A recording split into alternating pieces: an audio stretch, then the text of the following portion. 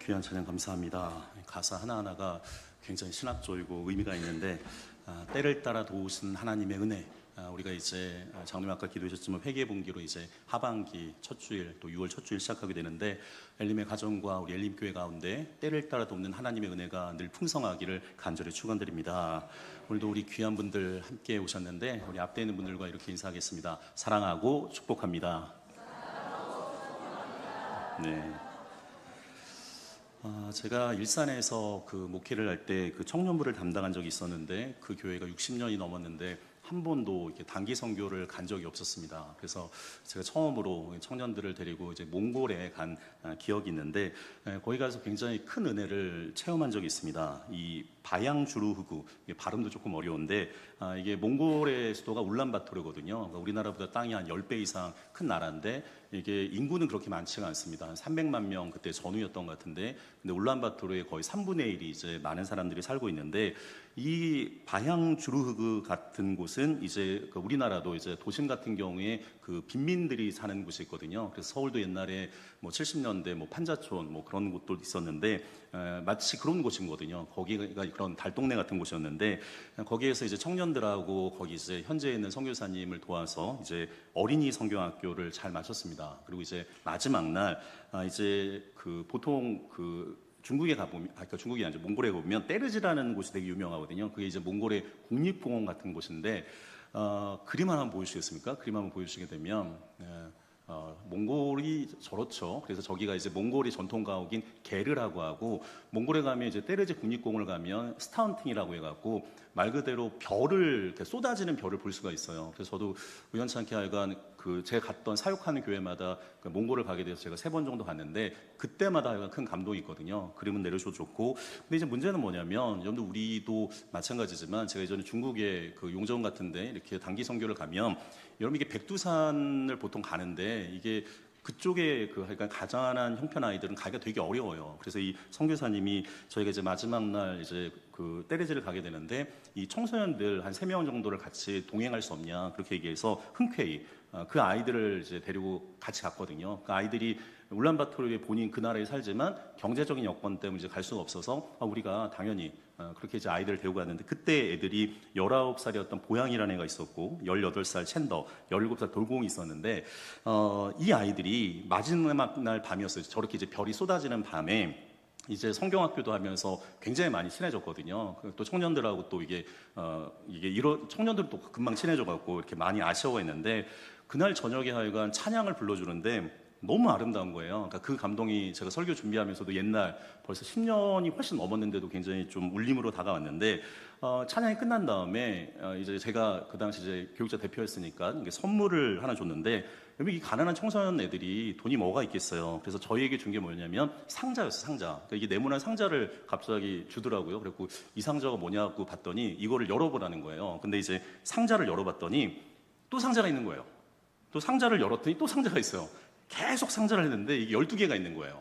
그래갖고 이게 뭔가? 근데 감동스러운 건 뭐였냐면, 마지막 이게 상자가 요만했는데 이거를 한 12개를 꺼내니까 요만한 상자가 하나가 나왔는데, 그 상자를 딱 열었더니 안에 뭐가 있냐면 하트가 있는 거예요, 이렇게. 그리고 너무 감동스러웠는데, 그리고 이 상자 옆에 보니까 상자 옆에다 다 지저스 러브라고 써놓은 거예요. 그래서 너무 감동스러웠는데, 나중에 얘기 들어봤더니 이 아이들이 그러니까 형편이 넉넉하지 않으니까 뭔가 이렇게 우리 선교팀한테 선물을 주고 싶었는데 뭘 줄까 이러다가 본인들이 할 수 있는 거, 그래서 이거를 전날 3시간 동안 손수 이걸 만들었다는 거예요. 그걸 들으면서 제가 그 하트를 보면서 제 마음에 이런 소리가 들렸는데, 우리가 가진 것은 많지 않습니다. 그러나 예수님 안에서 우리가 소망을 잃지 않았습니다. 그러니까 그 고백이 저한테 좀 울려 퍼졌는데, 나중에 이제 선교사님한테 이 아이들의 그 가정 형편들을 좀 얘기를 들었어요. 이 보양이라는 아이가 있는데 이 아이는 한국말도 굉장히 잘해요. 근데 알고 봤더니 아버지가 알코올 중독자였어요. 그래서 이 아버지가 알코올 중독, 여러분들 이게 알코올 중독자는 굉장히 무섭습니다.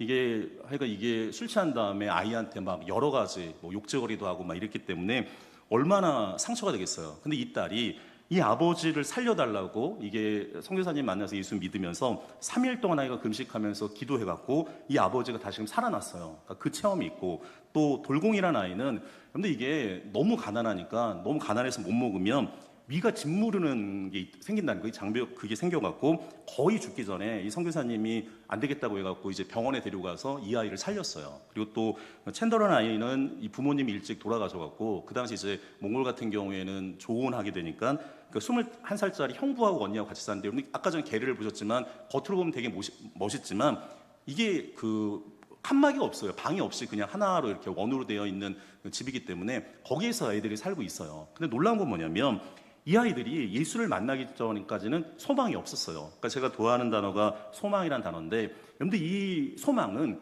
예수 그리스도의 믿음을 가진 사람들이 소망이 있거든요. 이 아이들이 그 전까지는 예수 믿기 전까지 소망이 없었는데 예수를 만나서 이 아이들이 꿈과 비전을 갖게 돼요. 그래서 아까 얘기했던 이 보양이라는 아이는 몽골 인터내셔널 유니버시티 해갖고 이제 그 영문과로 입학 예정으로 돼 있었고, 이 챈더라는 아이는 한국으로 치게 되면 그 서울대학교에 해당하는 몽골 국립대학교 입학 예정이었어요. 그리고 돌공이라는 아이는 본인이 하여간 하나님에서 은혜를 받아서 몽골 영혼을 위한 목회자가 되겠다고 그런 비전으로 아이들이 얘기를 하는 거예요. 야, 그걸 들으면서 하여간 저도 청년들도 굉장히 큰 도전이 됐는데, 사랑하는 성도 여러분, 우리가 보통 소망이라고 이야기하는 것, 여러분 이거는 환경이 좋아서 생기는 게 아니에요. 여러분들 소망은 돈이 많아서 생기는 것도 아니고, 소망은 건강해서 생기는 것도 아니고, 소망은 문제가 다 해결된다고 해서 생기는 게 아닙니다. 참된 소망은 예수 그리스도를 통해서 우리에게 그 예수가 절망의 자리로 우리에게 다가왔을 때 거기서부터 시작이 되게 돼요. 사랑하는 엘리메 성도 여러분, 다시 한번 예수 안에서 소망을 갖는 우리 엘리메 가정과 교회가 되기를 간절히 축원드립니다.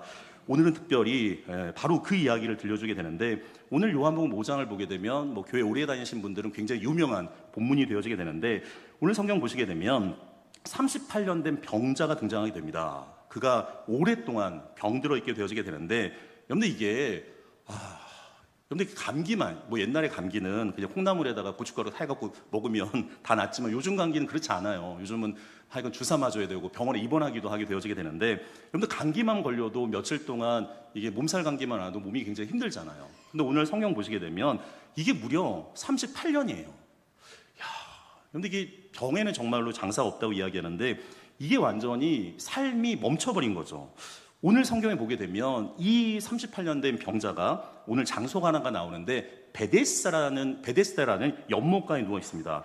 오늘 성경에 이제 하나의 그 전설 같은 이야기가 있는데, 사람들이 이게 지금 천사가 가끔 나타난다는 거예요. 그러면 물이 움직이고 이제 동할 때 먼저 들어가는 사람이 병이 낫는다. 우리 약간 옛날에 그 전설의 고향 그런 느낌이 되어지게 되는데, 그래서 이 효염 있는 이 베데스다 연못가에 수많은 병자들이 이 연못가에 모여들게 됩니다. 그런데 문제는 뭐냐면 이 38년 된 병자는 이게 지금 들어가기가 굉장히 어려워요. 이게 물이 막 움직이기 할 때 누군가 이 사람을 먼저 이렇게 들어가게 해야 되는데, 누군가 먼저 들어가는데 이 사람은 늘 늦죠. 늘 밀리고 그리고 늘 실패해요. 그런데 이게 계속 실패감이 있다 보게 되면 사람 마음에 뭐가 생기냐면 좌절감이 생길 때가 있습니다. 그래서 이 베데스다 그 연못가에 있는 이 38년 된 환우가 주님께 그렇게 얘기해요. 주님, 물이 움직일 때 나를 못에 넣어주는 사람이 없습니다. 내가 도는 중에 다른 사람이 먼저 내려갑니다. 그런데 이게 굉장히 슬픈 말이에요. 잘 생각해 보면 여기 안에 이제 몸의 육신의 병뿐만 아니라 마음의 병이 굉장히 힘든 건데 나를 도와주는 사람이 없어요. 그런데 이게 혼자라고 그 불려지는 외로움은 굉장히 어렵거든요.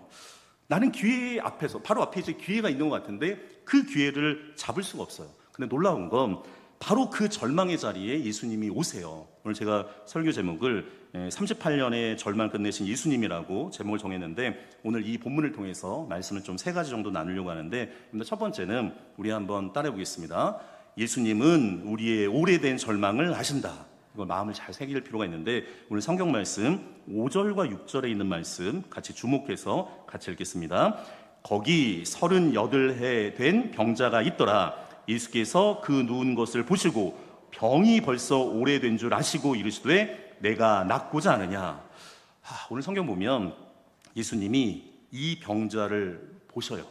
그런데 이게 무려 38년 동안 병자로 있었다고 이야기합니다. 근데 여러분 여기서 중요한 게 있어요. 중요한 게 뭐냐면 병자가 먼저 예수님을 찾은 게 아니라 누가 먼저 온 거예요?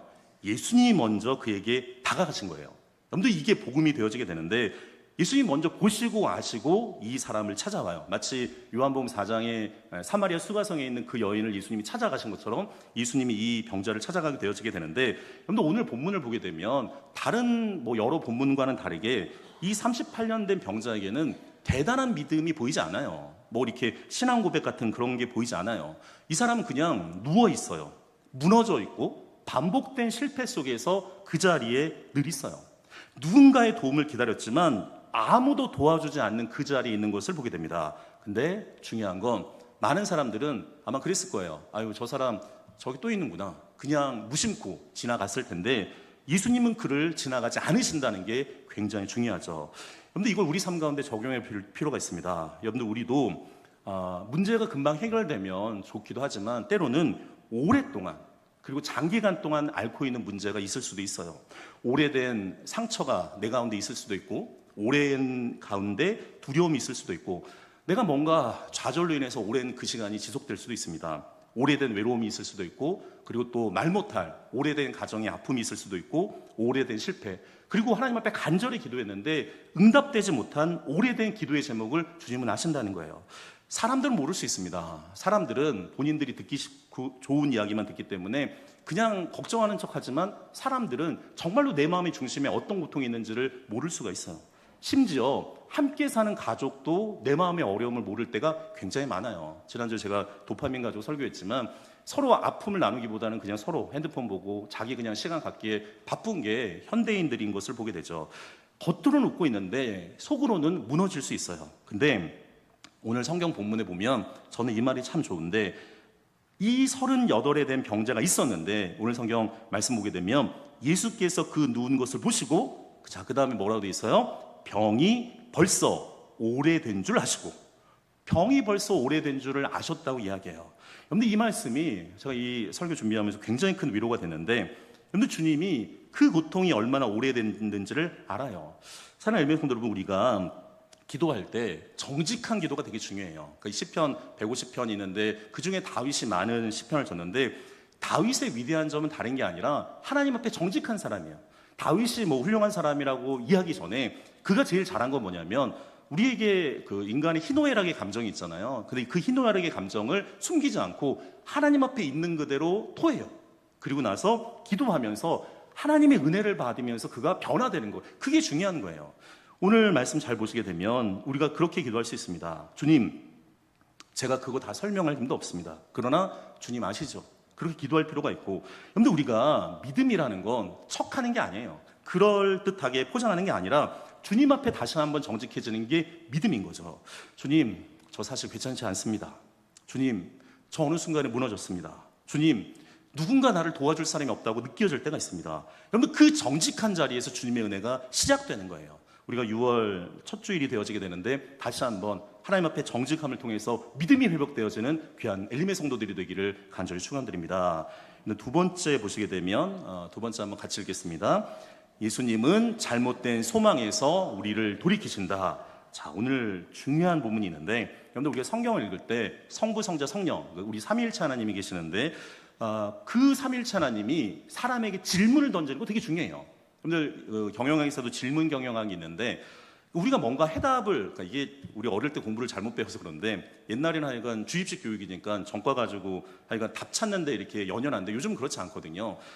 좋은 질문을 던지는 게 굉장히 중요해요. 그러니까 이 좋은 질문을 던지다 보면 곧바로 해답이 안 나온다고 하더라도 좋은 질문을 하면 그 과정 속에서 여러 가지 생각하고 숙의하는 과정 속에서 하여간 우리가 생각한 이상으로 더 아름다운 결과가 나오거든요. 그래서 우리가 주님이 우리에게 질문 던지시는 건 굉장히 중요해요. 오늘 예수님이 38년 동안 병자로 있었어요.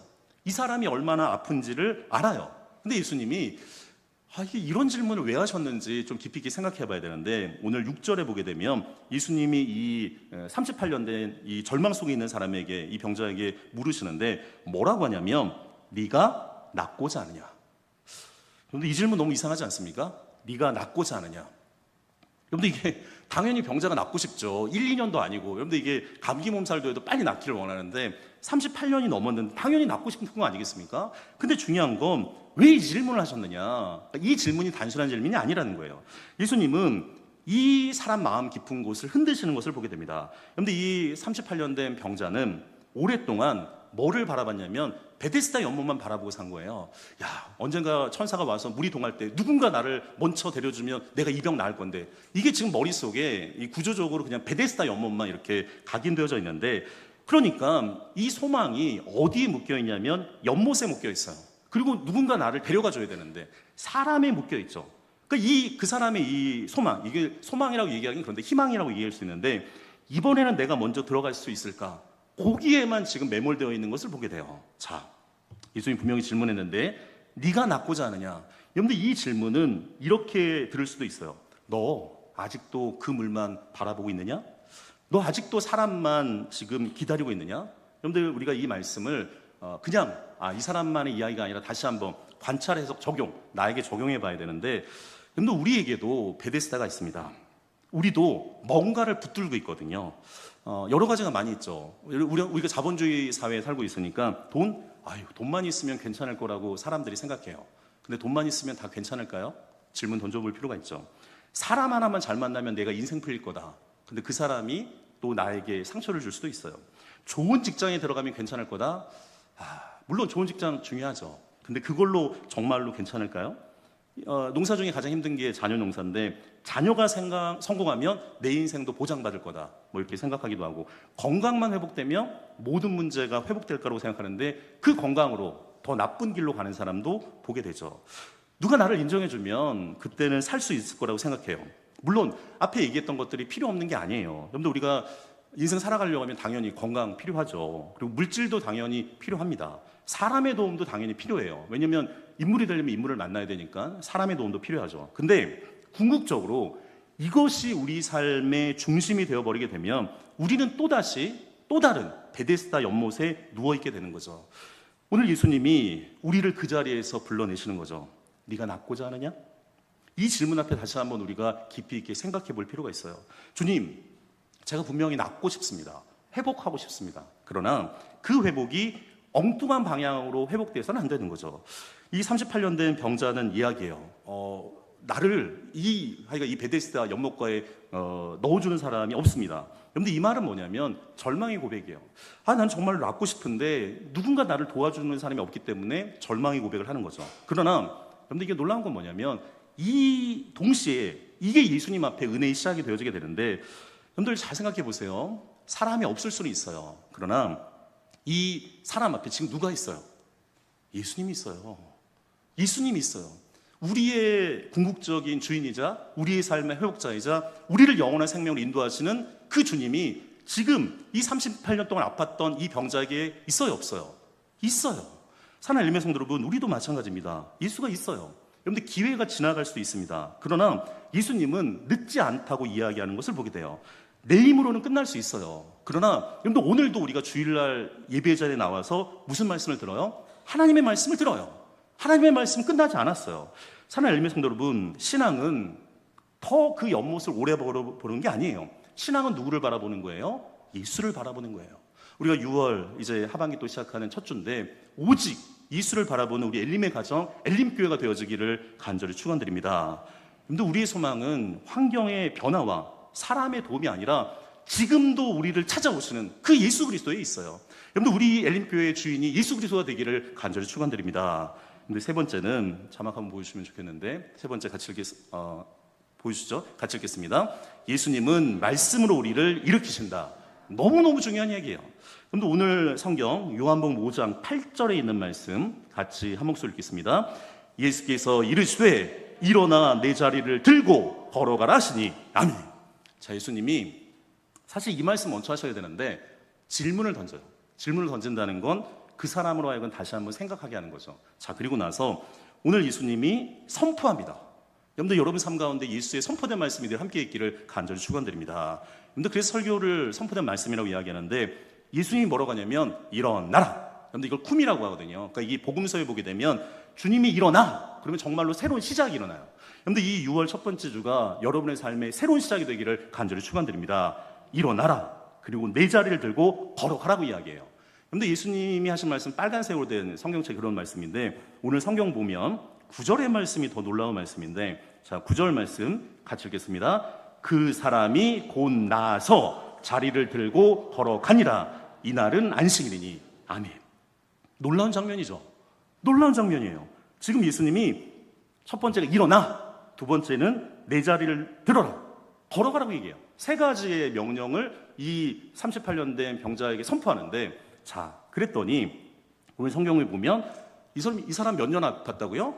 38년 동안 아팠던 사람이에요. 근데 그 사람이 곧, 여러분들 이게 성경에서 곧이라는 말은 즉시라는 뜻이거든요. 마가가 굉장히 많이 썼던 용어 중에 하나인데, 곧 어떻게 됐다고요? 낫다는 거예요.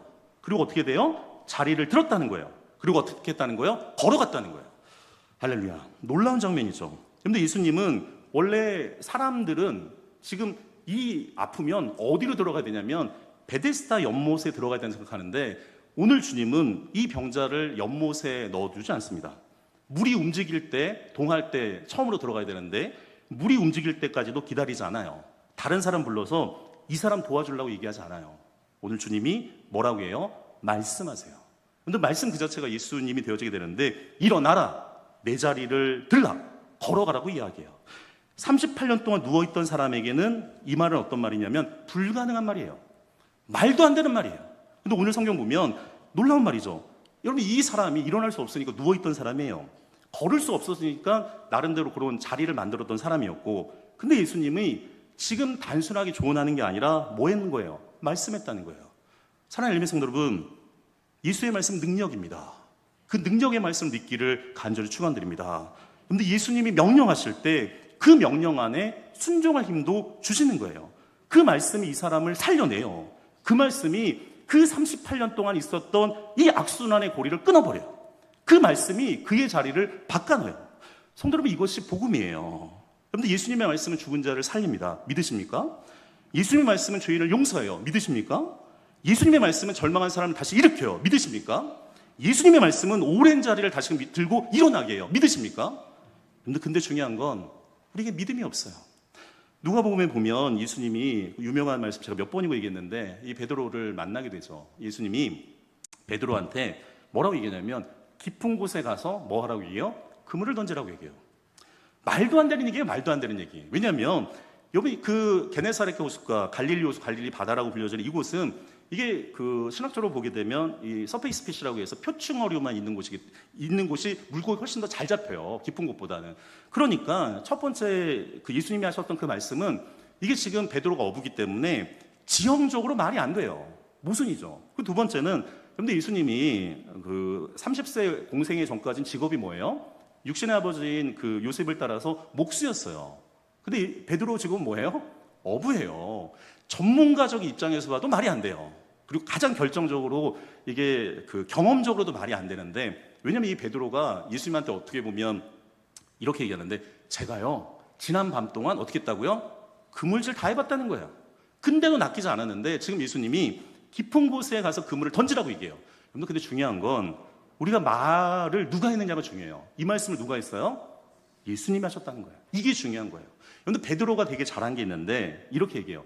주님, 제가 분명히 어젯밤에 밤새도록 낚긴 했지만 뭐라고 하냐면 주님의 말씀에 의지하여. 여러분들, 이게 믿음이에요. 주님의 말씀에 의지해서 분명히 이게 지형적으로도 말이 안 되고 경험적으로도 말이 안 되고 전문가적으로도 말이 안 돼요. 근데 그거를 뛰어넘어서 하나님의 말씀을 있는 그대로 믿어요. 그리고 그물을 던졌더니 어떤 일이 벌어지게 돼요? 물고기가 차고 넘칠 정도로. 여러분들, 이게 얼마나 물고기가 많이 낚였으면 옆에 있는 배한테 오라고 그래갖고 옆에 있는 사람 배가도 물고기를 했더니 이게 배가 거의 이 수면에 내려갈 정도로 이게 완전히 이게 물고기가 차고 넘친 거죠. 그런데 이게 하나님의 말씀의 은혜를 받았더니 나만 은혜를 받는 게 아니라 누구도 은혜를 받는 거예요. 옆에 있는 사람도 은혜를 받는 거예요. 여러분들, 근데 너무 안타까운 게 있어요. 왜 우리 삶 가운데 이런 기적이 나타나지 않을까요? 말씀 안 믿거든요. 믿는 척 하잖아요. 믿는 척 하거든요. 아, 좋은 말씀이라고. 아, 그런가 보더라고. 근데 그 말씀이 내 삶 가운데 적용이 돼야 되고 내 삶 가운데 살아 움직여야 되는데 움직이지 않아요. 히브리서에 보면 하나님의 말씀은 살았고 운동력이 있어 좌우의 날성보다 이리하여 홍과 영과 및 관절과 골수를 찔러 쪼개게 한다고 그래요. 근데 중요한 건 그런 게 없어요. 아, 목사님 좋은 말씀 하셨네. 은혜롭네. 거기서 끝이에요. 그러니까 변화가 없어요. 근데 오늘 성경 말씀 보게 되면 지금 그 말씀을 이 사람이 믿었어요.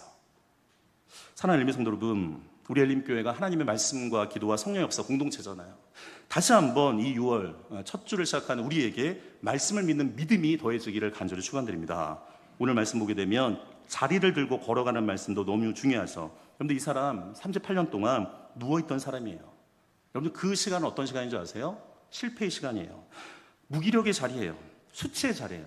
우리 청년들도 그런 경우가 많이 있습니다. 우리 시험을 보다가 낙심할 때가 있거든요. 정말로 열심히 했는데 시험이 안 될 때 좌절할 수 있어요. 1년만 해도 힘들죠. 그리고 또 공무원 시험을 준비하거나 기타 여러 면접이나 시험 보다가 떨어질 때가 있어요. 한 번만 떨어져도 굉장히 어려운데 이 사람은 38년이에요. 실패, 무기력, 수치. 다른 사람들이 아마 그런 얘기 하지 않겠어요? 저 사람은 몇 년째 병자야. 그리고 본인의 힘으로 뭘 할 수가 없어요. 남의 도움을 기다리던 사람이에요. 근데 예수님이 분명히 이야기해요. 일어나라, 네 자리를 들고 걸어가라. 이제 더 이상 그 자리를 네가 붙드는 게 아니라 네가 그 자리를 들고 가라고 말씀하시는 거예요. 이제 더 이상 과거가 너를 끌고 가는 게 아니라 주님의 은혜 안에서 오히려 그 과를 어떻게 해요? 증언하게 되는 거죠. 여러분, 상처가 사라지는 게 간증이 되는 게 아니라 주님이 그 상처의 의미를 바뀌었을 때 그게 간증이 돼요. 실패가 없었던 사람이 증인되는 게 아니라 실패의 자리에서 주님의 말씀으로 일어난 사람이 증인되는 거죠. 사랑하는 엘베 성도 여러분, 예수님은 베데스다의 병자만을 일으킨 것이 아니라 십자가의 죄의 절망으로 우리를 대신 졌고 부활하시면 우리에게 새 생명을 주시는 것을 보게 됩니다. 그런데 특별히 엘림의 성도들이 절망보다 예수를 바라보기를 간절히 축원드립니다. 제가 그림 하나 보고 말씀하시려고 하는데, 그림 하나 보여주시겠습니까? 화분 그림이 있을 텐데. 네. 1부 때 안 보여드렸고 2부 때 있는데 한번 찾아보실 수 있나요? 없으면 한번 찾아보시고 그냥 말로 좀 설명하면 좋겠는데, 제가 이제 주중에 신방을 갔는데 찾았네. 신방을 갔는데 우리 집사님 중에 한 분이 아마 자기 집 처음으로 하여간 우리 목회자분이 이제 왔다고 했는데, 저는 그 말이 참 감동적이더라고요. 이렇게 보게 되면 저기 꽃이 있는데 이 집사님이 그랬다는 거예요. 이제 목사님하고 전사님 오는데 이게 우리 화분에 꽃이 안 폈는데, 꽃아 너 꽃 좀 폈으면 좋겠다고. 근데 꽃이 폈대요. 그래서 꽃이 폈어, 저렇게. 그리고 하트 모양으로 폈더라고. 그 말이 되게 은혜가 됐는데, 여러분들 보세요. 꽃도 이 주인의 말을 들으니까 꽃이 피잖아요. 사랑하는 엘림 성도 여러분, 하나님의 말씀 능력이에요. 다시 한번 하나님의 말씀에 거했을 때 우리에게도 놀라운 기적이 나타날 걸 믿으며 나가는 귀한 6월의 한 달이 되어지기를 간절히 축원드립니다. 기도하겠습니다. 사랑과 은혜가 풍성하신 하나님 아버지, 오늘도 말씀을 통하여 절망의 자리에 찾아오신 예수님을 만나게 하시니 감사를 드립니다. 38년 된 그 병자를 찾아가셨던 주님께서 오늘 우리의 삶에도 찾아와 주심을 믿습니다. 주님, 우리 삶 가운데도 오랫동안 해결되지 않는 문제와 상처가 있습니다. 하나님, 그래서 오랫동안 눈물과 아픔도 있었습니다. 사람에게 실망하고 환경에 지쳐버린 마음도 있습니다. 그러나 주님은 우리의 형편을 아시고 우리의 눈물을 아시고 우리의 기도를 아실 줄을 믿습니다. 우리가 붙들고 있던 잘못된 베데스다를 내려놓게 하시고 주님, 사람보다 주님만을 바라보는 엘림의 성도들이 될 수 있도록 인도하여 주옵소서. 환경보다 주님을 신뢰하게 하시고 문제보다 더 크신 하나님을 바라보게 하시고 주님께서 말씀하실 때 다시금 믿음으로 일어나는 엘림의 성도들이 되기를 간절히 기도드리옵나이다. 다시 한번 걷게 하시고 다시 한번 하나님 안에서 꿈꾸게 하시고 다시 한번 소망을 품을 수 있도록 인도하여 주옵소서. 어떠한 형편 속에서도 예수님 안에서 소망을 잃지 않는 믿음을 우리에게 주옵소서. 주님, 절망의 자리를 간증의 자리로, 눈물의 자리를 감사의 자리로, 상처의 자리를 은혜의 자리로 바꾸어 주옵소서. 예수 그리스도 이름으로 축복하며 기도드리옵나이다. 아멘.